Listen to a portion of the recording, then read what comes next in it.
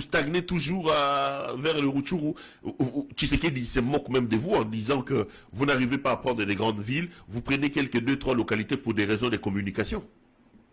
Je l'ai dit ici, aujourd'hui, nous sommes dans tout le front. Nous sommes à Lubero, nous sommes dans le Walikale, nous sommes dans le Rutshuru aujourd'hui. Nous avons de grandes agglomérations aujourd'hui, il faut se dire la vérité. Et donc, la montée en puissance, ce ne sont pas des FRDC qui combattent.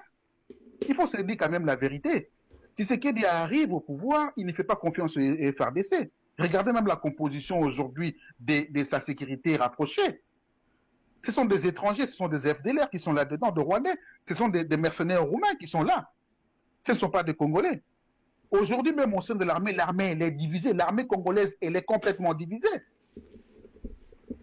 Elle est complètement divisée. Il y a l'armée des bourgeois et l'armée des pauvres. C'est la réalité qui se retrouve. Tout l'armement que vous voyez, ce ne sont pas les FARDC lambda qui l'utilisent. C'est sa propre garde rapprochée qui en a. Et aujourd'hui, nous sommes en face des groupes armés qui combattent. Ce ne sont pas des FARDC. Parce qu'au sein de la FARDC, ils sont divisés. Il y a certains qui ont plus des avantages, d'autres n'ont pas des avantages. Et donc, la réalité aujourd'hui au front, c'est que nous avançons. Aujourd'hui, nous avons presque le 3/4 de Walikale. Aujourd'hui, nous sommes dans le Rutshuru, nous sommes dans le Lubero. Nous avançons. Même si les gens diront ça n'a pas d'être quelques petites villes, quelques petites localités, mais effectivement, ça représente énormément. Regrouper ces localités. Allez voir comment la paix y règne. Allez voir comment la population est épanouie. Vous êtes journaliste, faites une demande, vous allez venir voir la réalité sur le terrain, à moins que ça vous accuse d'être rwandais ou tout, comme nous savons toute la manipulation. Donc aujourd'hui, nous évoluons très bien sur le terrain, mais nous gardons l'option politique. L'option politique sont des discussions. Et des discussions, c'est sur des questions essentielles qui touchent notre nation aujourd'hui, entre autres la Constitution aussi de la République, qui est aujourd'hui menacée énormément par Tshisekedi pour se pérenniser au pouvoir. Ce sont des questions essentielles qui touchent aujourd'hui. C'est entre autres aussi la mauvaise gouvernance. Vous avez parlé des Chinois, effectivement, la réalité sont là. Denise a fait partie des Chinois. Ça, c'est une réalité. Avec François Talé.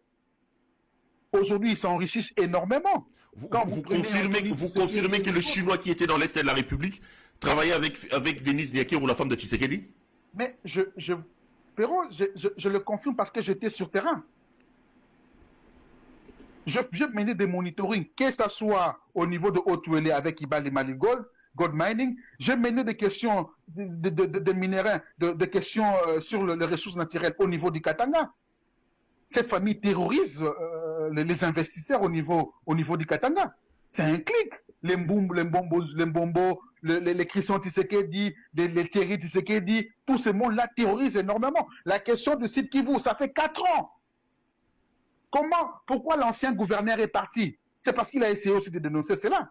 Théo Ngwabi, si je ne me trompe pas de son nom.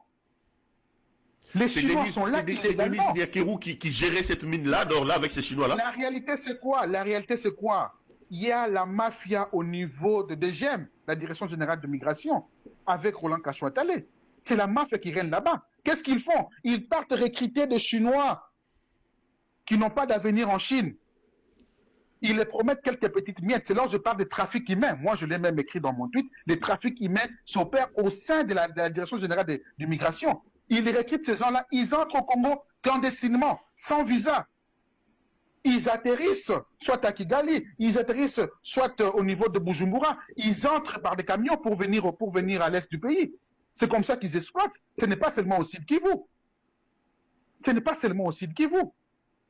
C'est aussi au Haut-Tuélé.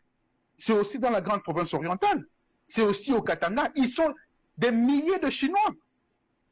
Quand vous allez à Kinshasa, aujourd'hui vous avez quelqu'un comme Abedachou, ainsi de suite. Mais vous savez qu'Abedachou, Kinshasa appartient à Abedachou.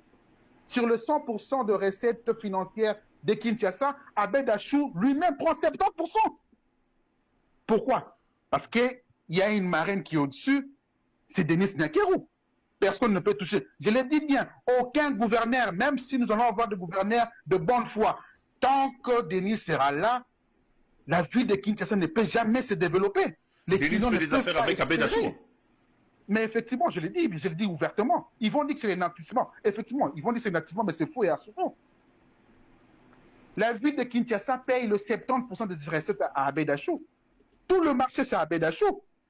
Pourquoi Ngobila n'a pas pu bien peut-être aussi gouverner? on peut tout dire de Ngobila, mais la réalité est que Ngobila n'avait pas la recette de Kinshasa entre ses mains. Ça s'est négocié. Ça s'est négocié, c'est ça la réalité. Aujourd'hui, Bumba arrive, il se retrouve face à cette réalité-là. Il ne fera rien. Votre confrère et son dirkab, Israël Moutala, je crois il vous dira peut-être pas, mais dans l'avenir, il vous dira peut-être des vérités. Aucun gouverneur de Kinshasa ne peut aujourd'hui amener un développement des projets concrets tant que Kinshasa sera sous Denis Nyakeo. Tant que Kinshasa, c'est 70% de recettes iront chez Abedachou. C'est ça la vérité. Donc ça veut dire qu'aujourd'hui, au niveau de la DGM, il y a les trafics humains. Non seulement des Libanais, non seulement les Pakistanais, il y a aussi des Chinois. Ce qui